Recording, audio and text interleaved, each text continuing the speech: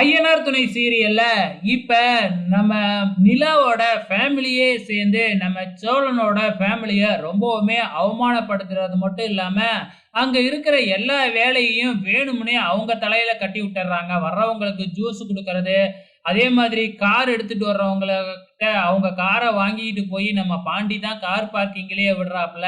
இந்த பக்கம் பல்லவன பார்த்து இந்த பையன் யாருன்னு கேட்டா, "எனக்கு யாருன்னு தெரியாது. இங்க வேலை பார்க்குற பையனா இருக்கும்." அப்படின்னு வேணும்னே பொய் சொல்றாங்க. இது எல்லாமே நம்ம பல்லவனுக்கும் கேக்குது. இருந்தாலும் அண்ணனோட ரிசப்ஷன்ல எந்த பிரச்சனையும் வேணாம் அப்படின்னு சொல்லி அதெல்லாம் மறைச்சுக்கிட்டு எதுவுமே நடக்காத மாதிரி அவங்க எல்லாருமே காட்டிக்கிறாங்க. அதுக்கப்புறம் என்ன 3 பேருமே போய் நம்ம சோழனோட ரூம்லயே வந்து ரெடி ஆகுறாங்க.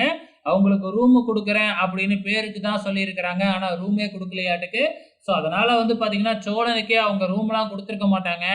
இங்கேயே நீங்க எல்லாம் ரெடி ஆயிக்கீங்க அப்படின்ன உடனே 3 பேருமே நம்ம சோழனோட ரூம்லயே குளிச்சுட்டு ரெடி ஆயிடுறாங்க.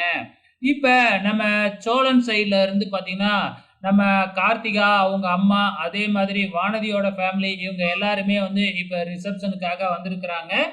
அவங்க கிட்ட வந்து பார்த்தீங்கன்னா, நிலாவோட ஃபேமிலி வந்து வாங்கன்னு கூட கூப்பிடவே இல்ல. இவங்க தான் வந்து கவனிச்சுக்கிறாங்க. அதுக்கப்புறம் வந்து பார்த்தீங்கன்னா, சோழனும் ரெடி ஆயி ஸ்டேஜுக்கு வந்துடுறாப்ல. கொஞ்ச நேரத்துல நிலாவும் வந்து பார்த்தீங்கன்னா, ஸ்டேஜுக்கு வந்த உடனே, நம்ம சோழனோட ரிலேட்டிவ் எல்லாம் பார்த்த உடனே அவங்க தான் வரவேற்கிறாங்க. அதுக்கப்புறம் தன்னோட அம்மாவ போய் ஜூஸ் குடுக்க சொல்றாங்க. "நீ ஜூஸ் குடுத்தா தான் நான் ஸ்டேஜுக்கே போவேன்." அப்படின்னு சொன்ன உடனே, நிலாவோட அம்மா அவங்களே போய் அவங்க எல்லாருக்குமே ஜூஸ் குடுக்குறாங்க. அதுக்கப்புறம் என்ன, நிலா ஸ்டேஜுக்கு ஏறும்போது நம்ம சோழன் வந்து கை குடுத்து அப்படியே தாங்கி கூட்டிக்கிட்டு போறப்ப, ஒரு ரொமான்டிக் காட்சி மாதிரி காமிச்சுக்கிட்டு இருக்கிறாங்க. இங்க ரிசப்ஷன் ஆரம்பிச்சிடுச்சு. இங்க வந்து பார்த்தீங்கன்னா, நம்ம நடேசன் ரிசப்ஷன்ல நின்னுக்கிட்டு வாங்க வாங்க அப்படின்னு எல்லார் தலையிலயும் பன்னீர் தெளிச்சுக்கிட்டு இருக்கிறாப்புல. சேரன் போய் பார்த்தா அவரு தண்ணி அடிச்சிருக்காப்புலயாட்டுக்கு தெரிஞ்சிடுச்சு.